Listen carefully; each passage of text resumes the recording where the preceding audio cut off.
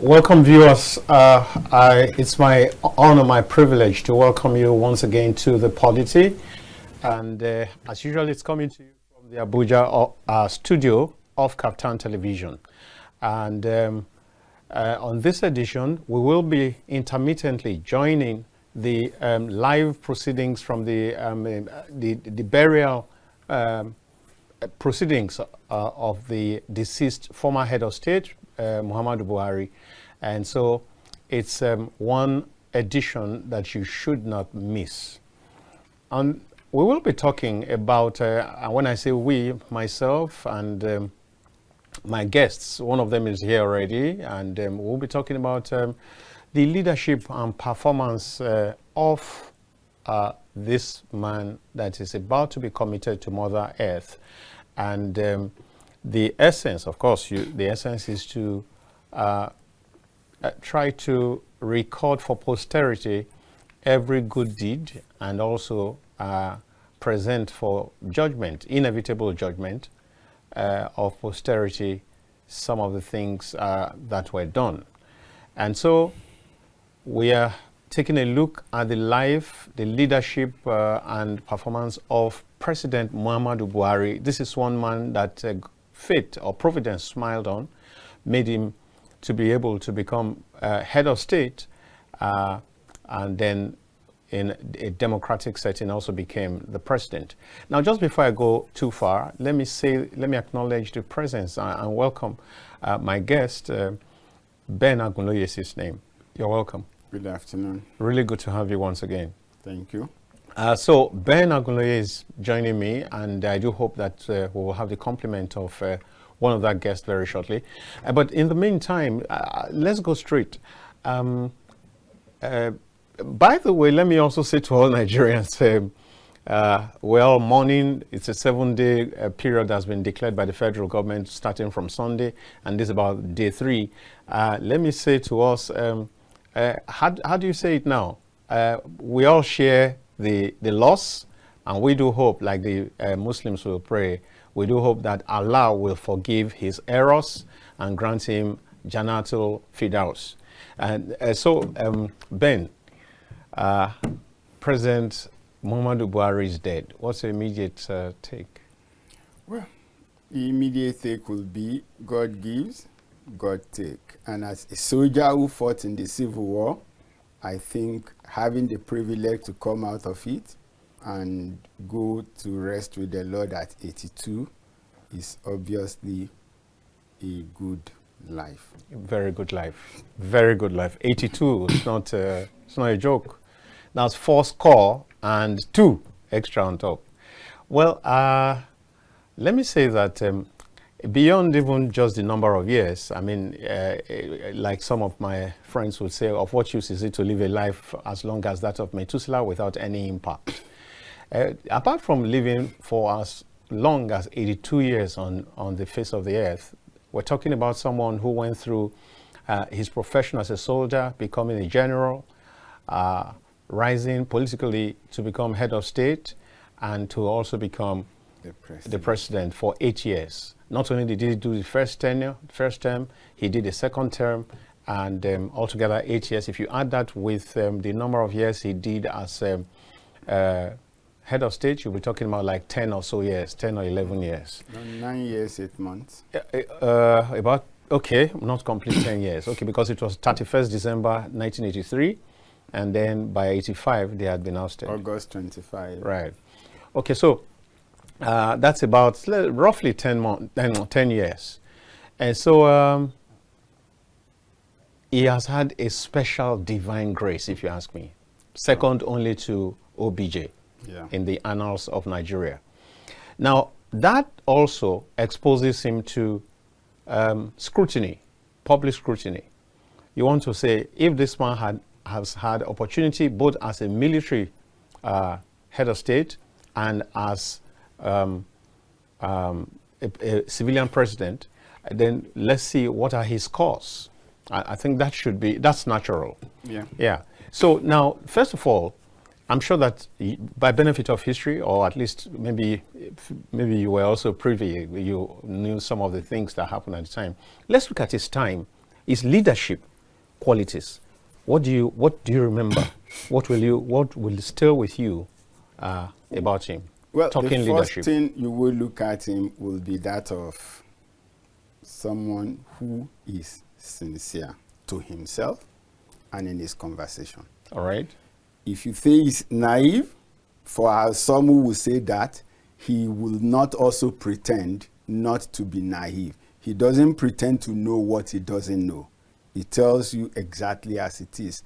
Perhaps that's why his crowd of followers called him Megaskia. Now, you also cannot doubt his dedication to Nigeria as a nation. You also cannot doubt his personal discipline. And I would also want to say, between when he was military and when he was civilian, I think there are some lessons that he had shown. When he came in as military, a number of projects that was ongoing had to stop. But when he came in as civilian president, he ensured continuity, that whatever project he met on ground was at least given the right attention. So you will say that he had grown from a dictatorial short-sightedness of the military era to somebody who was paying attention at least to procedures and processes when he came back as PMB. Now, as GMB, he says you are guilty until proven innocent. But when he came back as PMB, you are innocent until proven guilty. And that shows the gap in the ability to actually fight the corruption that seems to have pervaded the system.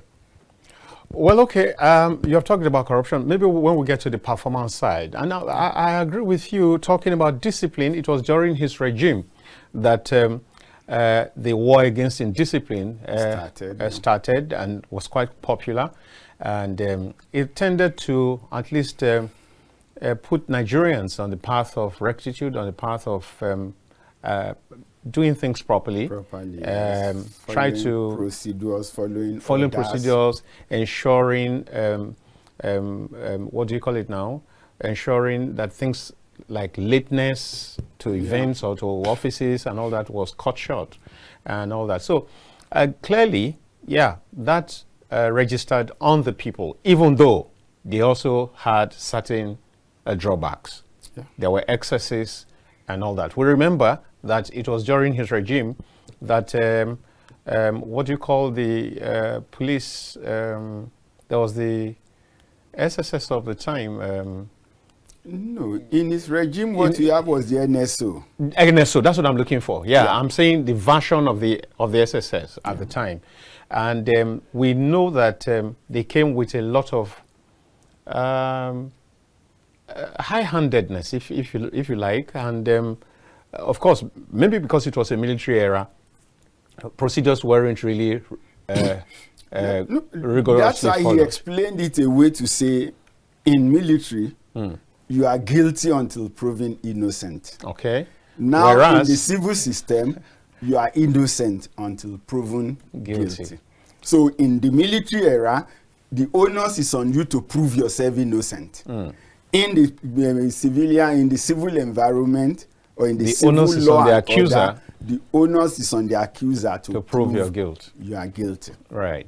Okay, now still talking about the military part and how he became head of state. There have been this back and forth about whether or not he was just sitting aloof somewhere, and the robe of leadership fell on him, that he was not part of the coup planning, whereas there are accounts that he was actually a proper part of the planning, and that, the greater narrative that has been pushed for a very long time was that this is a gentleman to the core. He was not involved in the planning, but they felt that he was trustworthy, and that's why they invited him to become head of state after some people had done all the work. How do you read? Well, if we check it, in my opinion, or from evidences that seems to have been available from maybe the people one had interacted with, he cannot be taken for a coup plotter. Yes, he is this kind of person that does not interact so much, does not have too large a pool of friends, was more on his own and to himself, largely contented with whatsoever assignment and task and role that has been assigned to him. So if we therefore play, you will know that the major players of the 1983 coup were those who have also been around power in the 70s. You would have fingered them as the young boys of the 60s, as the young men of the 70s, who were now the senior officers dictating the show or calling the shot in the 80s. So with IBB and his boys all around, I really don't think that we can see Buhari as the one who led the coup. But as to why they brought him... Not necessarily led, yeah, but whether he was involved. Exactly. Now, what has been more in the space is that what brought him forward was it was somebody that has untainted integrity. It was somebody that could be trusted. Right. And so when they brought him, he was simply doing his job. He was simply doing whatever they consider right. And when they think he was not leaning to some of their own intentions, I think that the same people who brought him were the same people who sent him packing. Because obviously, you could say that that coup was a palace coup. Yeah. Because it was absolutely bloodless. Him and the vice were the only two people removed. All the others tends to remain in the system. Now, you see, I'm going on this path. Okay, so those are, okay. We can see some of the action from the burial site right now, from Daura. And, well, we'll see a whole lot of that in the course of the program. Now, let's proceed a little. Now, because the reason I'm going on that particular line is that that sort of also played out when he was to come in as presidential candidate. Because it looks as though the Nigerian society was not really able to decipher the persona of President Muhammadu Buhari. Because on the one hand, while it looked as if, yes, it was a very stern, very rigid, very righteous person, and it looked in some quarters, it looked more like posturing. It looked more like that was up for optics, because this is the same man, for example, who a few years back said he had no money even to buy the form. Yeah. Right? But later developments showed that he couldn't really have been that poor. Well, from what we are saying now after his death, now there is a function of I cannot afford this, right? Yes. It's very clear. What he's saying is, look, this figure you are pushing, there are two ways to look at it. One is that he sees it as too expensive, right? No. For him, no, he sees the form as too expensive and will possibly want to push a narrative for the party to bring down the price. That's number one. Number two is that he may also not see that as the best use of his money. Yeah, but you can say that in very clear, that can be said in very categorical. Yeah, so it's categorical that it's not the best use of my money. If I say I can't afford it, it's either I think it's too expensive or it's not the best use of my money. And when you look at his asset declaration, the ordinary meaning of I can't afford it to the general person on the street is not that you have it, but you are not willing to spend it that way. It means, it connotes that I don't have this kind of resources. Yes. I don't have this kind of resources. It's different from I have it, but that's not how I want to appropriate it. It's not comfortable for me. That's also more like it. That to do this is not comfortable for me. That's the implication of I can't afford it. You can raise the money, right? But you think that if you are to pay for that alone, okay, what do we have in his asset declaration? As some are possibly trying to say today, maybe he's got a total of $150,000 at the time when he was taking office as president. Now compare that to some of the governors. Some governors were declaring billions when they were getting into office. So $150,000, obviously for somebody who has children schooling abroad, is not so much money. If it was for himself and himself alone. If we're talking about somebody who's representative of the Talakawas, who's more like on the level of the peasants, right? Who wanted to identify as a peasant himself, if you ask. Then did you have any business? Did President Muhammadu Buhari, of blessed memory right now, did he have any reason to send his children abroad? Well, anybody who can afford it should have reason. No, because you are the one who is making reference to that. At the time, should have reason to send his children. He can afford to send his children. The children are already there. He has $150,000, is it? Yes. He needed some amount to keep the children to continue schooling. Right. Now, to go and carry that money and use it to pay for a party ticket when he is not going into office to steal money, is not the best use. Very good. That takes us to so how was the money eventually sourced? And if you truly are trying to be ramrod straight, should you allow monies you cannot ascertain their source to be the source of your purchase, of the purchase of your phone? A lot of because you see, we will get to a point where you begin to see that you might not be a thief. Yeah. But if you are surrounded by thieves, what does it say? Because you see, didn't they say, show me your friends and I'll tell who you are? Yeah. Because you see, eventually that's what played out. We're sliding gradually into the performance part. Now, that's what played out in his 8 years as president. So if I say that I am clear, I am clean, then it should show in the kind of persons that I associate with or that associate with me. If thieves can be comfortable around you, an angel, there's a problem, don't you think? Well, this is where we take it. Does it sit down to vet the money or the individuals who brought the money or who raised the fund? Money was eventually raised. Well, at the knowing especially the kind of environment that we're operating in, but there were also a lot of individuals who puts in their 10 kobo, their 20 kobo, their 1,000, their 500. Sure, yes. So, and the noise at the time were more about such individuals. So campaigning and winning the election to ensure that the funds of such individual that they have invested in the future is not wasted, for me, should be more important. The reality is this. By and large, I always tell people my summary of the Buhari life and administration is the fact that your personal dedication, your personal discipline, your personal integrity, your personal focus is never sufficient to run a nation like Nigeria.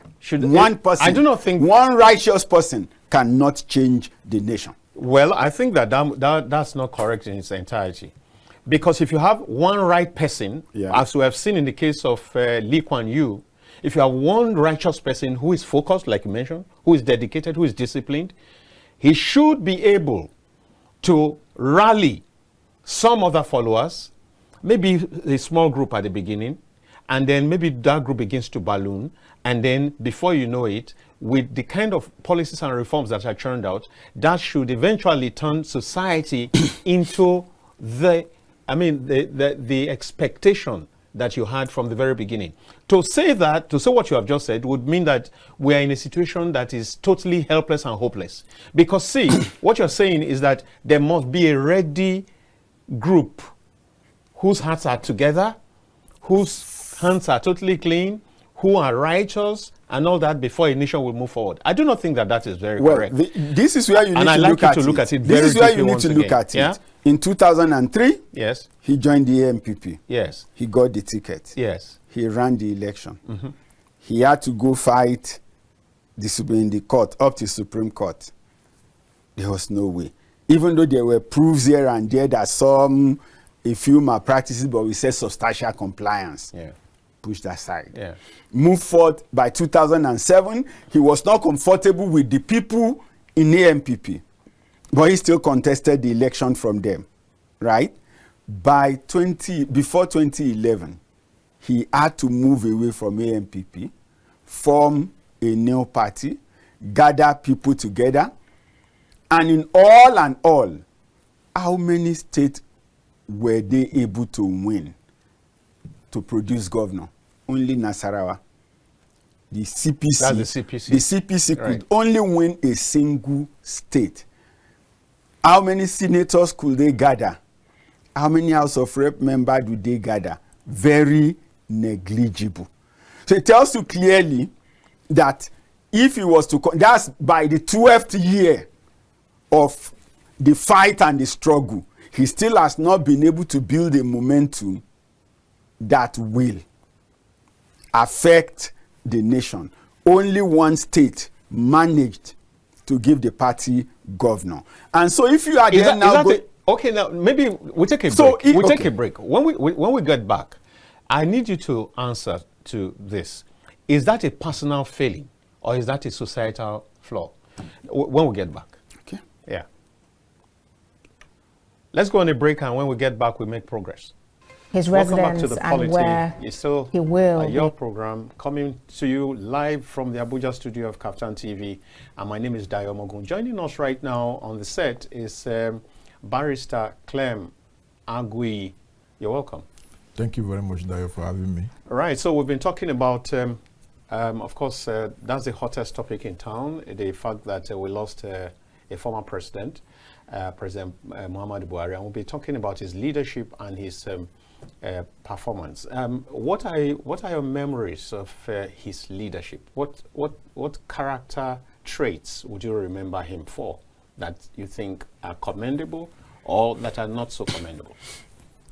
Thank you for the question, and let me begin by saying that the death of President Muhammadu Buhari at this very moment is a big loss to Nigeria, and I extend my condolence to President Bola Ahmed Tinubu and the people of Nigeria. I also extend my condolence to his family and his loved ones, especially the wife Aisha and the children, for the loss of their patriarch, the family. It's a time of mourning for the country, and President Buhari has been a pivot in Nigeria's political history and development, beginning from his time as a military officer, even when he joined the army at the age of 19, participated in the Civil War to keep Nigeria one, and also became a federal minister of petroleum, and also the head of state. He's somebody that you cannot take it away from him. He's a man of discipline, and also a man of integrity. He's a good father. His children are well brought up, and he's also somebody that you can say is passionate about his convictions. All right, Barrister, we need to take this break, and then when we get back.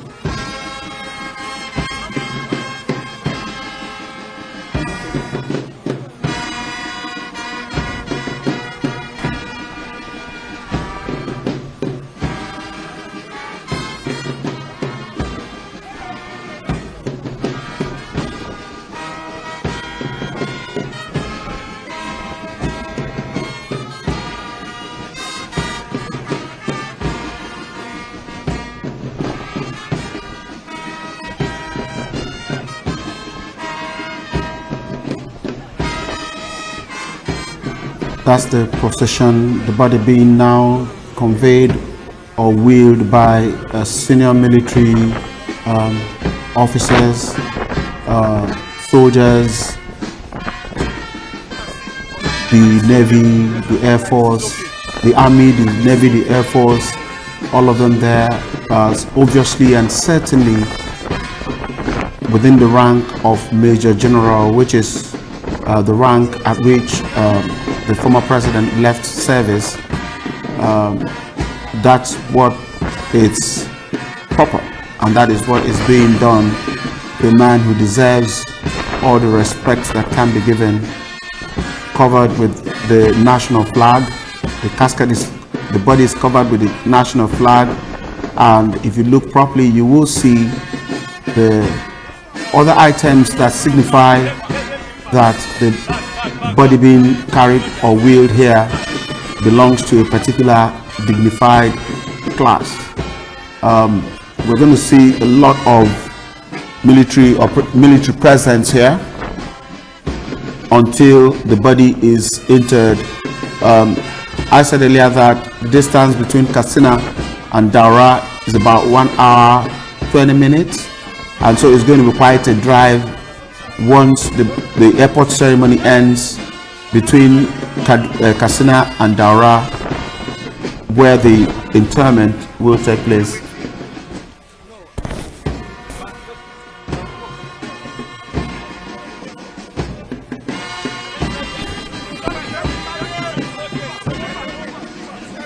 We look very closely, you will see that President Bola Tinubu had already received the body and is walking behind the casket as they are wheeling it down the aisle there. It will be very serious and deep moment for him, having worked quite closely with President Muhammadu Buhari when he was in power. Even before he became president, his emergence as the president, Bola Tinubu, then he was just a former governor, played a very active part as the leader of the APC, newly formed APC then in 2015, and he is walking right behind the casket as it's being wheeled down the aisle there by senior military officers. The right protocol for a man of this status. Quite a very sober mood for the entire country, and by extension probably the African continent. He was the head of state of Nigeria between 1983 and 1985 as a military officer, and then democratically elected president between 2015 and 2023. This is what he deserves, and this is what the entire country is offering at a time like this. It's a state funeral honor for a man who has served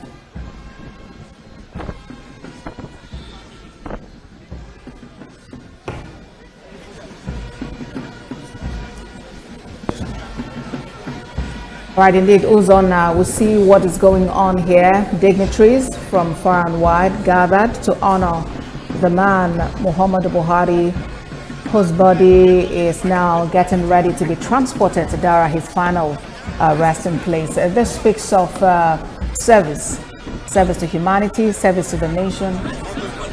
All right, so you've been watching some of the you have glimpses into the sights and sounds from the burial site of President Muhammadu Buhari. He's about to be buried any moment from now, and maybe we'll go back there so you can also have a look at that. Right, okay, it's on your screen right now, and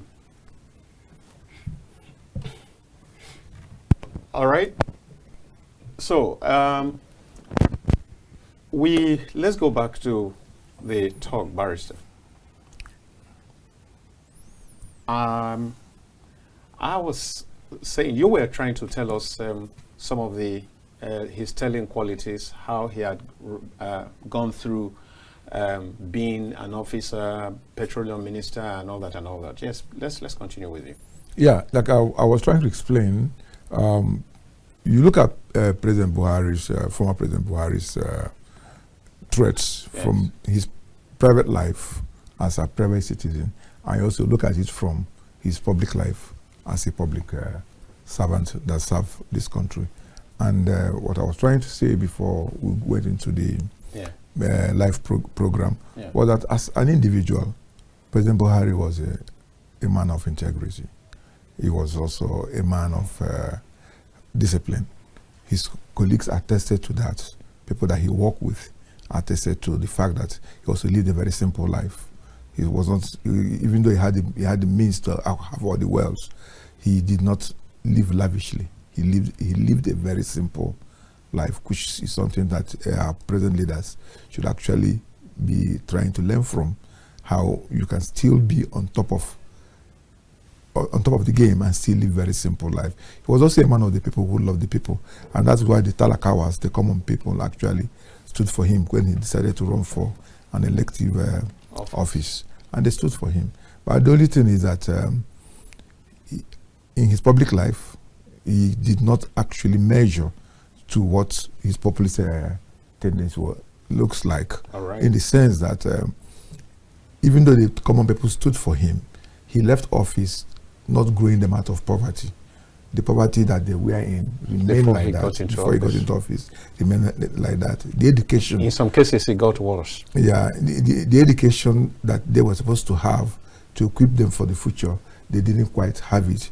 You still have mass illiteracy and out-of-school children out there in the north, where he got his major support.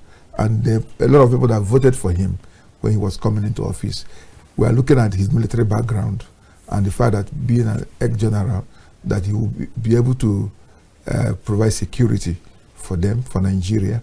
And he left office also with insecurity. And insecurity even got worse after he left office. He also even relocated from his hometown, Daura, Kaduna, to Kaduna because of insecurity. So these are all signposts, but I would say that it's not every time. Many factors actually influences a leader from succeeding or failing.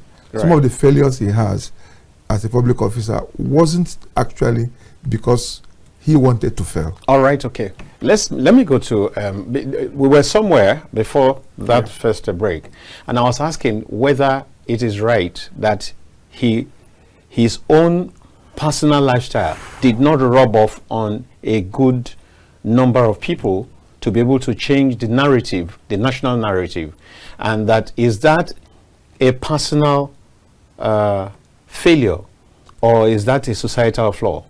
Well, I think to an extent that will be more of the society than the individual. We know him. I keep saying that he's been commander in a number of places. I've not seen a soldier who said he worked with him and he took away their allowance or cleared the command money. He's been JOC, right? And commanders under him can also not lay the same accusation. He's been governor of the Northeast. He's been Federal Commissioner for Petroleum. Was military president. Well, talking about Federal Commissioner of Petroleum, it was under his tenure that we had the 2.8 2.8 billion. But the investigation was done. Not any part of it was traced to him, nor was he reprimanded or blamed in any way for that event. I think that we must come to the point where if you superintend over a space and something happens there. Yes. Vicariously or whatever. Yeah. And there were investigations. If you were negligent, you should be blamed for the negligence. Now, there are things that do happen that is not out of negligence. Okay, you look at the last election monitoring that people were saying they took $625,000, had been $625 million. The signature was forged.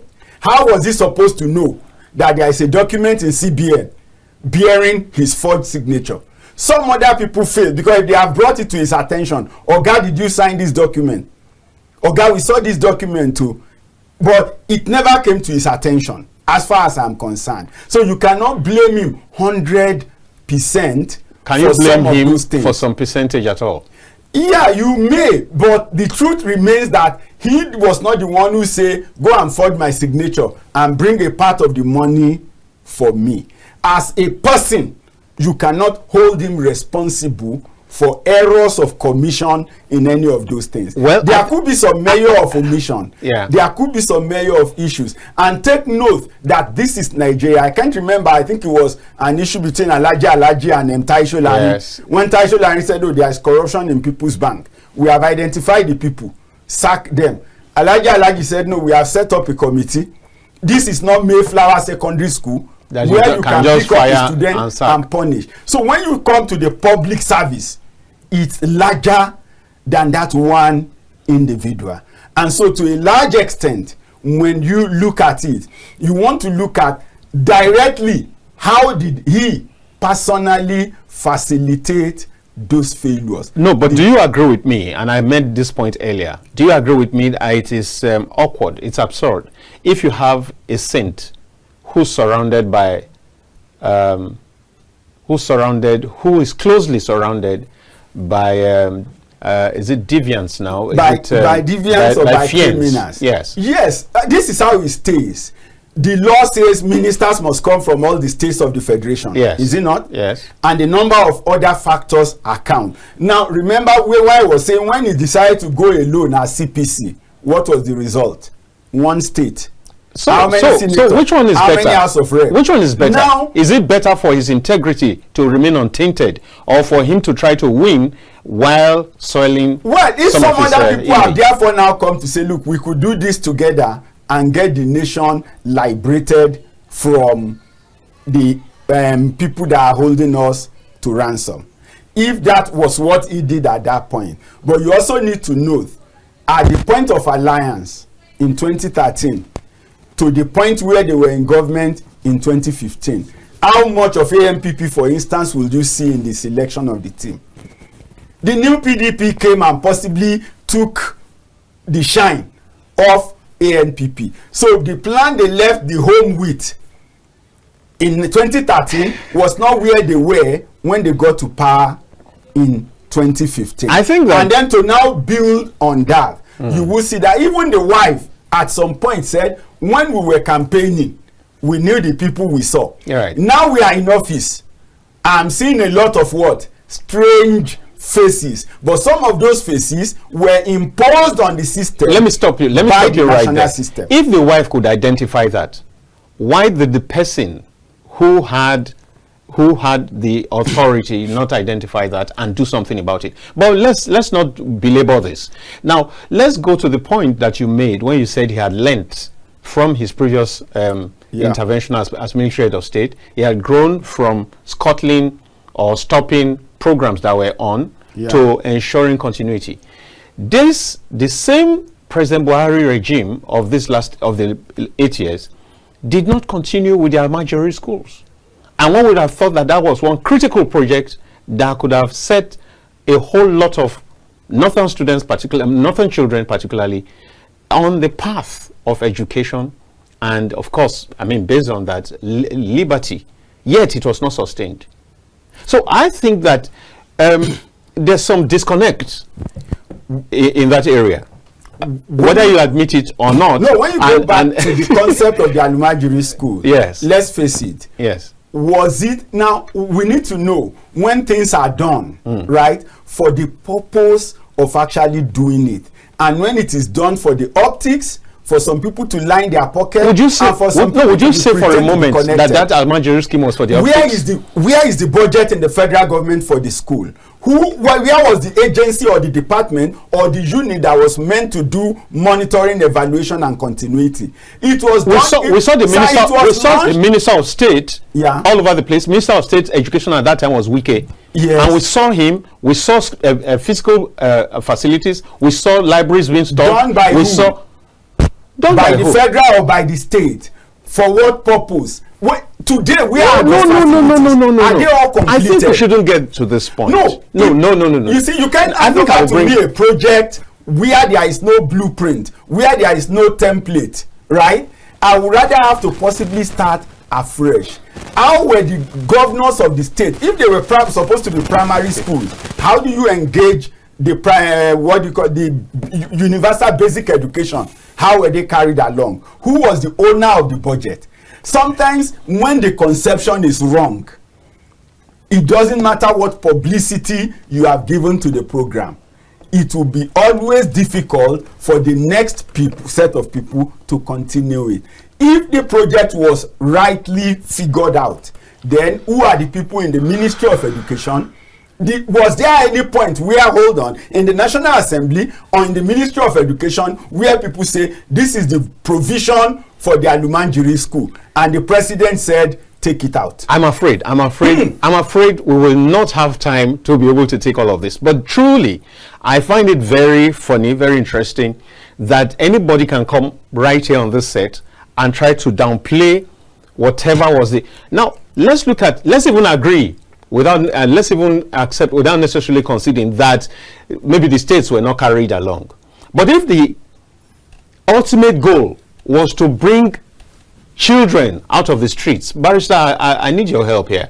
If the ultimate goal was to bring children into the learning space and to deliver them from the street, will it be right for any state not to partner with such a thing? Let me hear from the barrister. There are some arguments I believe we shouldn't be making. All right. The buck stops on the present table. Yes. If schools have been built, or were not even built, if we really had the children at heart, nothing stopped him from continuing from what is good that he met. The failure is not being able to sustain what had been put together by the previous administration to get these children out of the street and give them education. Because the only thing that can move them away from poverty is when they have education. And those facilities were there. It was built. If there was no budget before you came in, you can put the budget in there. Put the budget in there. Very simple. And it was there for 8 years. So did not do much. Incidentally, let me tell you, we're really short of time, especially because of all the things we have had to do together in one program. Now, the line is open 0802 293 Please, let's have your call. Let's have your take. So, Barrister, I think the point is well made that he had a choice to continue or not to continue once you saw that there was good in it. Now, let's take what agenda it was that President Buhari came in with when he came in. There were three major agenda, and let's score him based on that. Let's see. He talked about, as a former general, he was going to be in the forefront of the war against Boko Haram. Do we remember that? Yeah. And that in 3 months, that battle should have been taken care of. 3 months is what he said. You and I know that it's no longer 3 months, except that we don't. Yeah. Maybe our mathematics must be faulty. It's far beyond 3 months right now in 2025, and the battle is raging even more ferociously. Now, so that was one. Then the economy, right? The economy was one of the items. The third one was corruption. Please, let's take a look, and I'm starting with you because we don't have all the time. Let's make it as snappy as possible. Let's make our takes as snappy as possible on the three, quickly. Well, on the three, President Buhari did not measure very well, and partly because of his ill health and old age, and also the system that was in place that he has to deal with, and also because of his own personal weakness. Because President Buhari is somebody who is very trusting. If you remember when he was in office, most times one of his most popular slangs was, or language was, "I'm not aware." I'm not aware. And true, he's not aware. Because one, he's not aware because he didn't have the presence of mind because of his bad health. And two, because he was too trusting that if he gives you assignment, he expects you to go and accomplish it. And only for it to boomerang, and he brought his notice, he said he's not aware. And I think as a president, the teaching moment here is that when you give assignments, you have to follow it up. Exactly. To make sure that the results are delivered. You don't give assignments and trust that human beings, these people that you are dealing with are children of Adam and Eve. So you don't expect that when you tell them to go and do A, that they must do A. You may tell them to go and do A, they go and do Z. And if you don't follow up, then they continue to do what they are doing. So most of the people that were around him actually did not deliver on the mandate in accordance with the man's principle. And because of his ill health, he was in and out of hospital. He has gotten very old too. He was not able to checkmate them.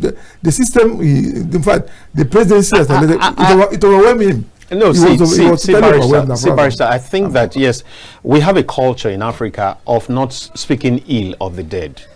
And so even when we tend to want to speak, we're still sort of measured. Else, I will ask you pointedly, if somebody does not have the health to carry on a task, must he continue? Now, if you do not have the presence of mind, would that be, if I do not have the presence of mind to carry out my duties, would that be the fault of the people under me? Would that be the fault of a third party? The question should be, was he sick before he became president? He campaigned, he was healthy before he became president. People's health can turn upside down just in a month. No, I'm saying he became sick while he was the president. Right. And it's not easy to just quit. Of course, everybody that is sick will hope I will get well. And during that process of trying to get well, yes, things get very bad, and they're hoping to get well. I'm saying that would be not be a basis to shake off whatever is your fault. Let me tell you, I'm not shaking off his fault. I hold you responsible because, one, we're not talking about his personal character here. We're talking about his legacy. Yes. The legacy of his office. That's what we're talking about. And the citizens have every right, whether he's dead or alive, to look at his legacy and see how very dispassionately and deal with it.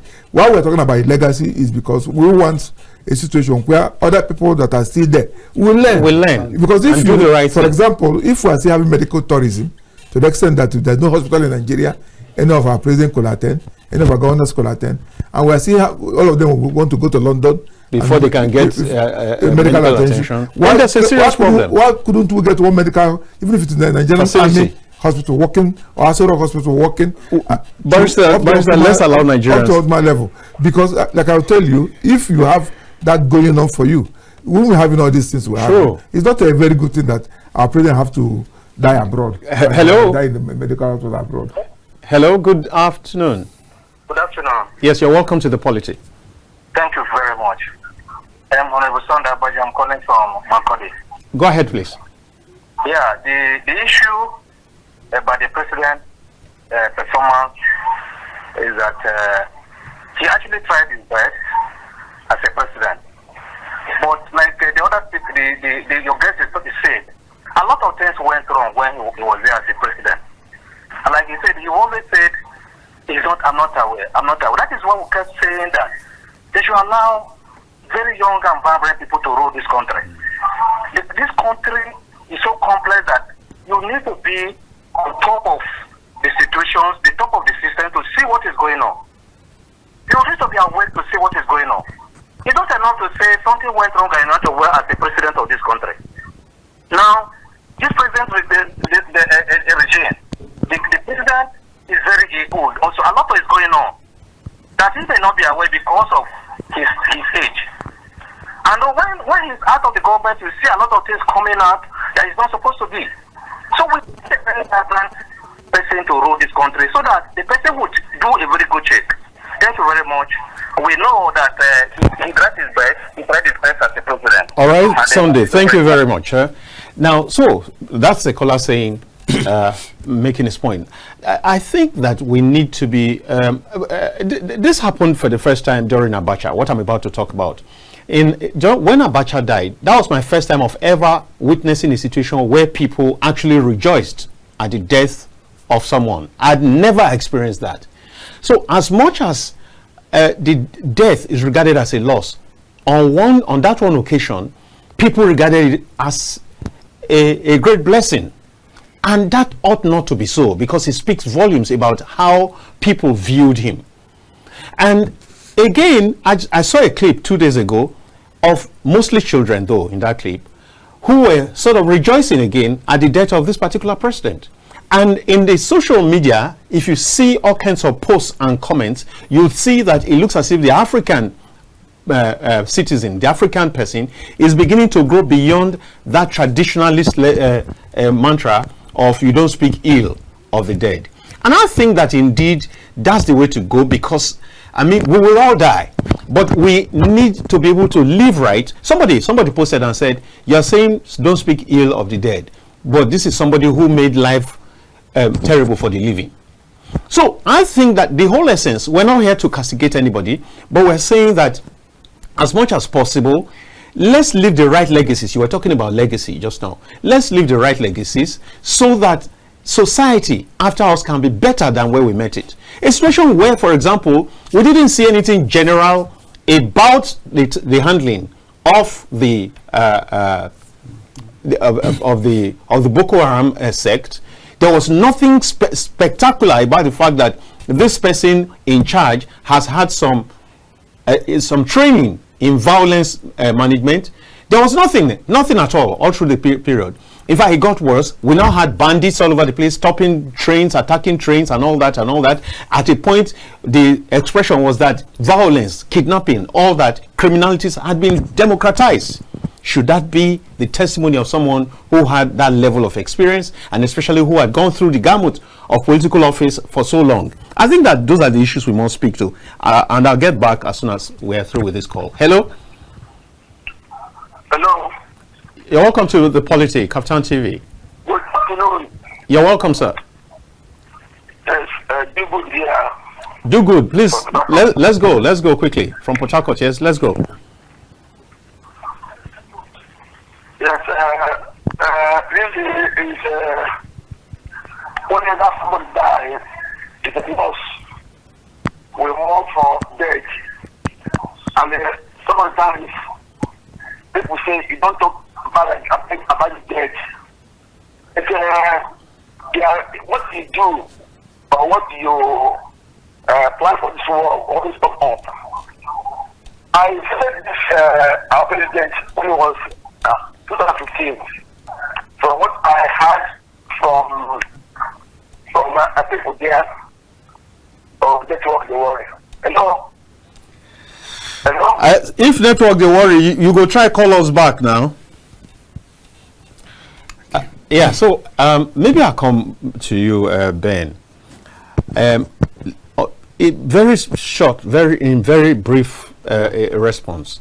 How do you view his performance on those 3 points agenda? No, basically, if we are where we are when he left office, we couldn't say he has done very well. But I would say, rather than just being the personal failure, I would look it at more as failure of followership at the top, not followership at the bottom. Whatever it is, it's failure of leadership, isn't it? Failure of leadership. Yeah, because everything rises and falls. Everything we agree rises and falls on leadership. Yes. There's failure of leadership close to that top. And I would always say, we are not a presidential people. We are a parliamentary people.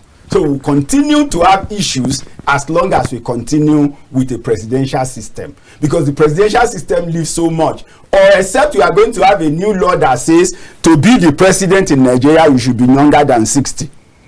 People above 60 are retired from the civil service. So that you have the energy, the strength, the agility. No, I think that because there is that saying that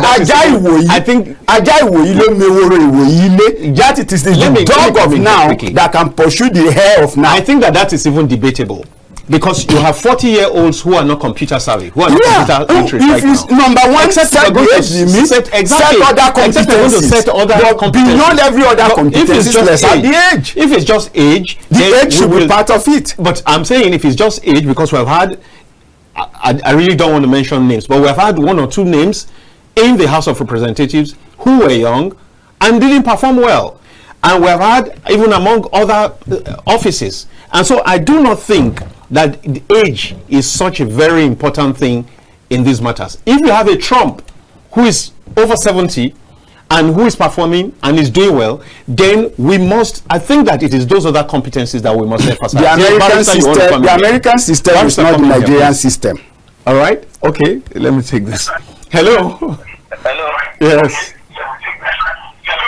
Hello? Good day. Good afternoon. Yes, you're welcome to the show. Okay, my name is Udeme. I'm calling you from Lokoja. I'm calling you from Lokoja. Go ahead, please. Please, I would like to use this opportunity to commiserate with your family. It's not easy losing a loved one. But, everybody is calling Buhari, late President Buhari, but we need to look at our democracy. Democracy in Nigeria is an error. I was listening to one of your guests on your show. He made something about the presidential system. There's an error. We need to review. I would say there's a need for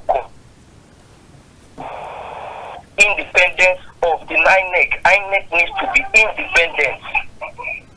Independent. Our judiciary needs to be independent. That way we can elect better leaders.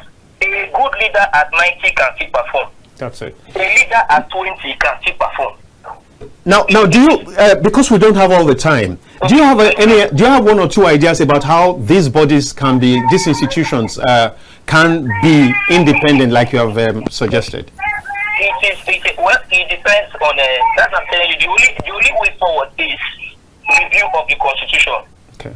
If our constitution can be reviewed, that way it can be stipulated. Everybody knows each or our own areas and the fines and the consequences when you err. That is the way forward. All right. The consequences like corruption, do it in a way like as we did it in China.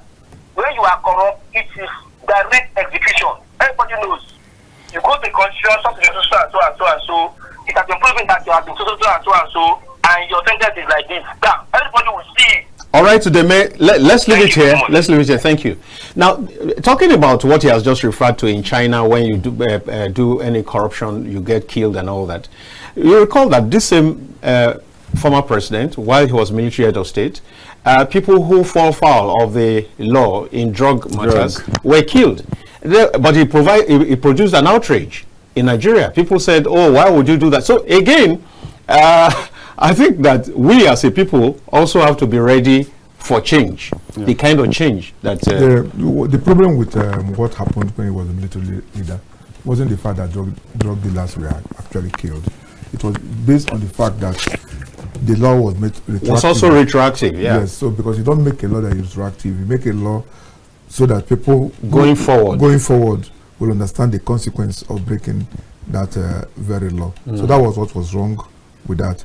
And coming to INEC being independent, what is the name of INEC? Exactly. Independent National Electoral Commission. INEC is only institution in Nigerian Constitution that is given the word independent. They have been granted their independence. They have their budget sources direct from the National Assembly appropriation. But INEC have refused to be independent because of the peculiarity of Nigeria. The judiciary have their own financial autonomy granted to them. But they decided, because of their own greed and corruption and Nigerian peculiarity, to be in the pocket of the executive. Because these are people who have been given autonomy and independent, yet they refuse to be independent. They are like state houses or assemblies that cannot even vote for their own autonomy. When you give them opportunity to decide on your autonomy, they are too afraid, too scared to even vote on their own autonomy, which is very, very wrong. The constitution is not the problem. Nigerian constitution has not even been implemented by those who are supposed to run it. Because like I said, INEC is independent, but they refuse to be independent. Why will the Minister of FCT want to build INEC headquarters? Exactly. That's the election interference. That's it. Because the FCT minister is a political appointee of the ruling party. And INEC have their budget. And unsolicited, you are trying to build a headquarter for them that will involve both the cabling and the equipment that are meant to use in delivering credible elections. People think election is about going to vote. Our vote will count. The processes that will lead to that vote to count, the policies that will lead to that vote to count and lead to a credible and free election has already been interfered with and compromised. And you're telling me your vote will count. And then you go to court. The judiciary has been compromised. And the judiciary will deliver a judgment that has no precedence. And you look, in fact, judgment of the judiciary should be predictable. But you look at the Nigerian courts, they say one thing today in the same case. And they say another. They say another thing. No, Barrister, quickly. I'm interested. That's a very interesting part that you just brought to bear. But I'm going to take this call and get back to you. Hello? Oh, we lost him. Now, you said INEC is already independent. Very independent. Yes, the president appoints The chief executive of INEC. Yes. How independent is that level of the is that president kind will of appoint, independence? but the National Assembly will have to screen and approve whomever you appointed. Right. And then from the moment you are appointed and go into the National Assembly, your job. you have become independent. You don't have nothing to do with the president again, because even your tenure of office is stamped.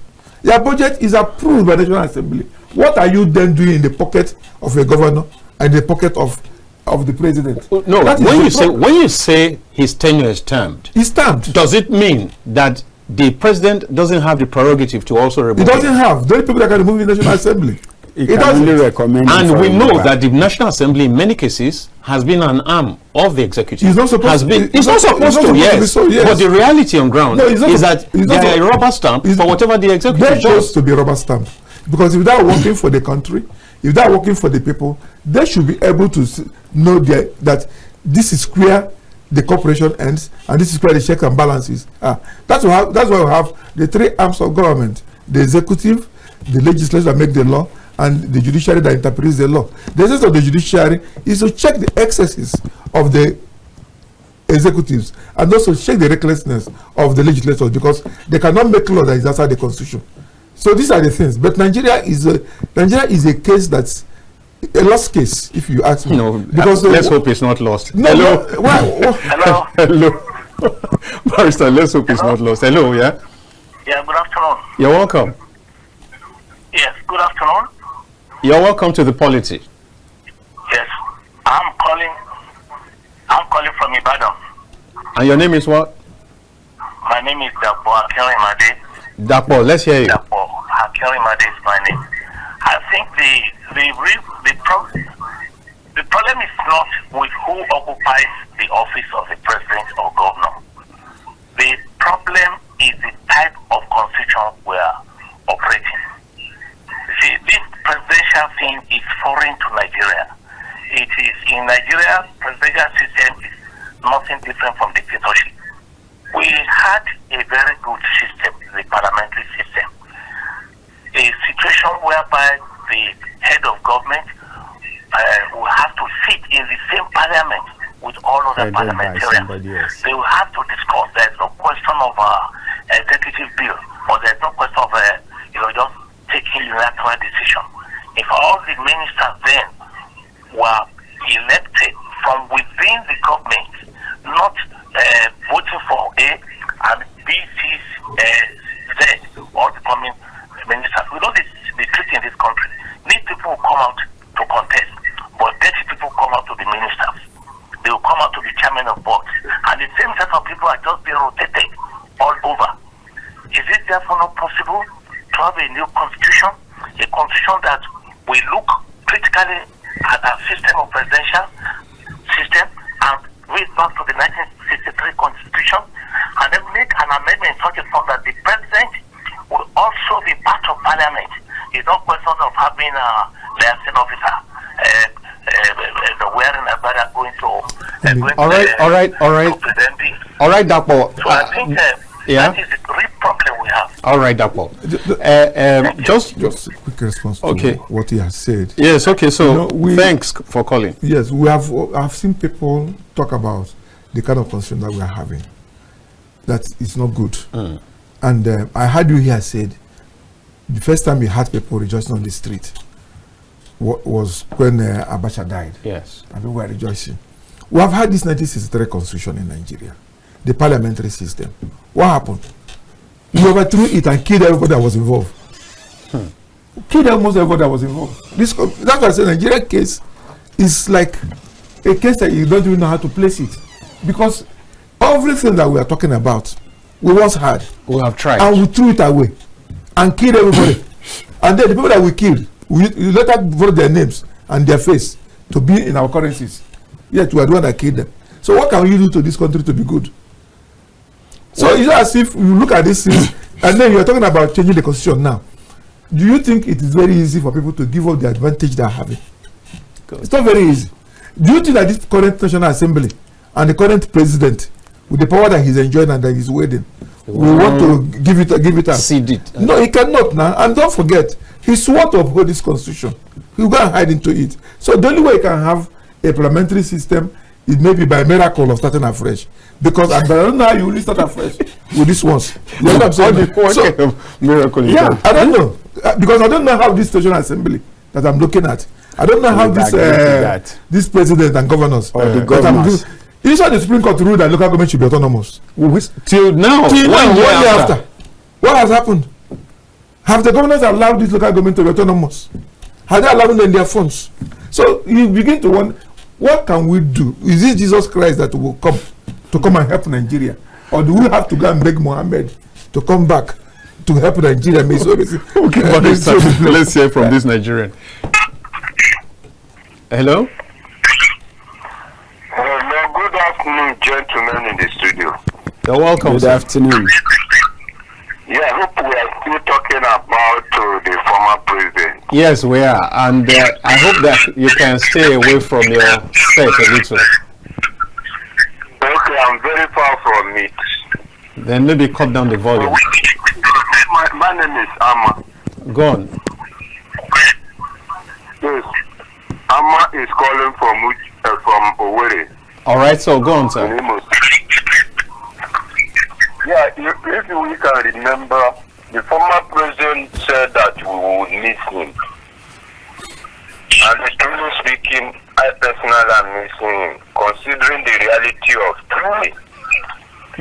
If I remember what a bag of rice used to cost there during his administration, the cost of fuel, the price of cooking gas, the value of naira to dollar, and the general cost of living, then we are comparing all these things with what is happening today.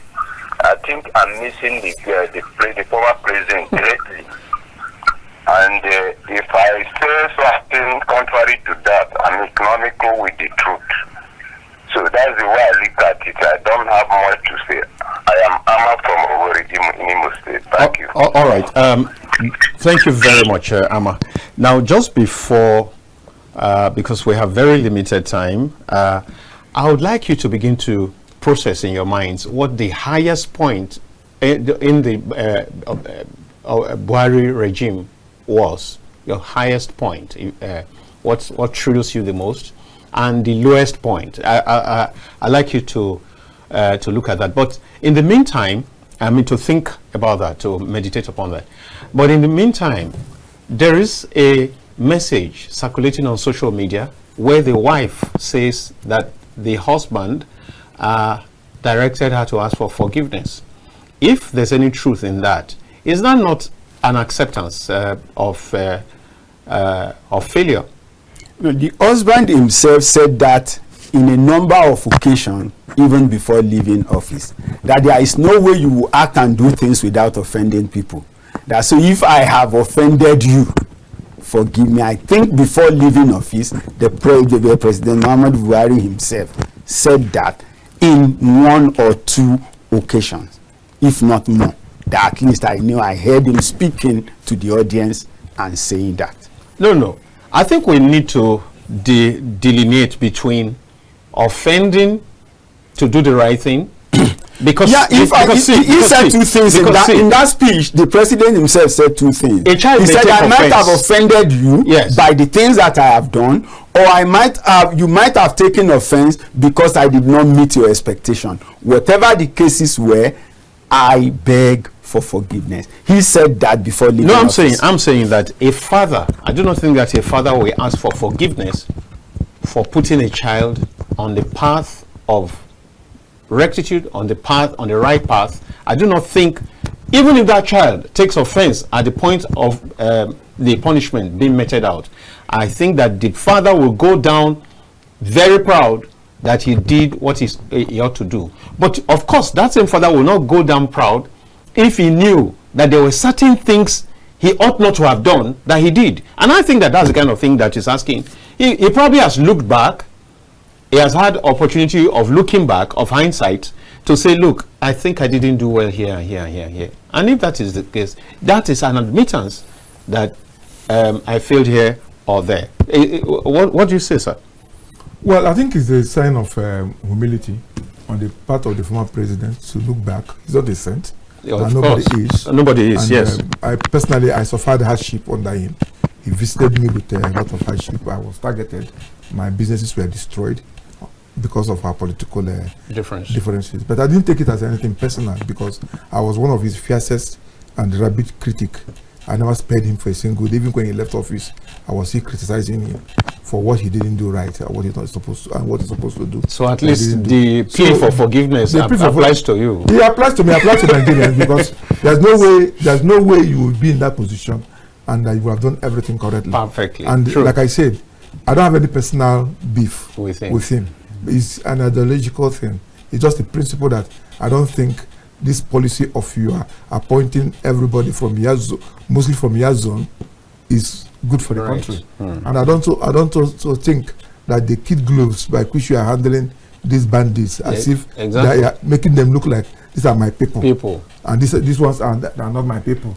Go and reconcile with them. If there's any reconciliation, you will be the one leading in the front to do that reconciliation. So there are people who today who died because of the way insecurity was handled in this country. And those people, you cannot get them back. And yet, the perpetrators of that are being rehabilitated by government. And they also, as you are rehabilitating them, they are causing more problem and more sabotage in the whole arrangement. So these are fair policies. And personally, Nigeria should forgive him. When somebody's died, the chapter is closed, it's ended, it's finished. There's no point keeping records of the wrong. But we are only saying this as a lesson for those who are still living today. Because you see people rejoicing. When people are rejoicing that President Buhari died, he's no longer a president. He left office 2 years ago. It is transferred aggression that they are suffering today.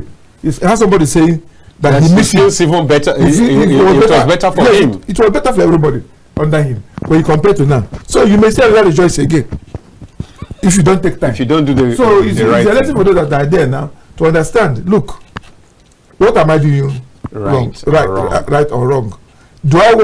How do I want to be remembered? All these politics, high-stake politics that is being played without thinking about the people. How do I want people to remember me? You can win all the elections. It doesn't mean that people love you or that I've done the right thing. So to me, President Buhari is a small moment for reflection. The way people responded, even in social media. I mean, I felt bad myself when I read certain things. I mean, we shouldn't feel that way about a fellow human being who also served this country for in three consecutive times as a president. It's not as if he must get it all right. You understand? That is why even when the wife said he begged forgiveness, I think it is good that he did that, and the Nigerians should forgive him. He has his own place in history. But his legacy should be a lesson for those that are coming to lead. Yeah, just this is the last I'm going to ask you. It's funny, but it's part of Nigeria's history. How do you relate with the fact that before now, some people had said that this Buhari had been dead before?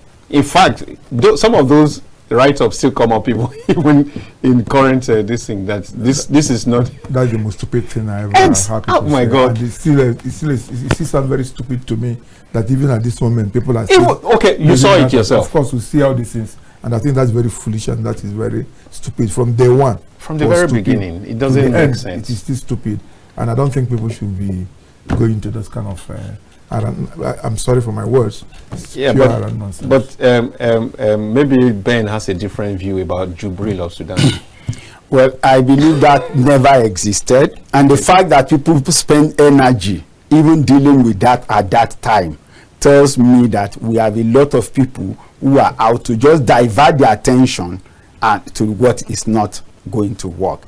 For me, it's always not even about whatever has been in the past. From where we are, how do we go forward? It's even more embarrassing because you see people who are even purveying this kind of hypothesis. We are even professors, doctors, very educated people who should have understanding. So it tells you that hatred makes people stupid. Yeah. I agree with you. So we need to understand the aspect of forgiveness, refuse to hate people so that your thinking is not beclouded, your thinking is clear, and you can produce the right result. All right, I guess we just have to go now. And the sum total, the summary of all of this is that, well, he President Muhammadu Buhari, late now, was a human being, had his shortcomings, did his very best, and the Nigerians should forgive him, especially because he has expressly asked for forgiveness through his wife. And this should serve as a lesson for those who are currently in charge and those who will come after them, that the legacies that you leave behind will determine how your posterity is. Posterity is already judging Buhari right now. How will your own posterity be? How will my own posterity be in that office? How will your own posterity be in your family and in your neighborhood and in that society, that association that you belong to? I think that that's the point that has been very clearly made. And at this point, I must say thank you for coming, Ben Agunloye. Thank you. And thank you, Barrister Aguiyi. Thank you very much. And I must say a big thank you to the production team, wonderful people. Thank you so very much. And Nigerians and non-Nigerians, wherever you've been watching from, thank you for staying tuned to Captain TV. And I'll invite you to join me also on Matters Arising from 8 to 9 p.m. tonight. And I look forward to having you there. Of course, we take the conversations further at that program, on that program. Thank you so much for being here. And it's bye-bye from me, Dayo Omogun.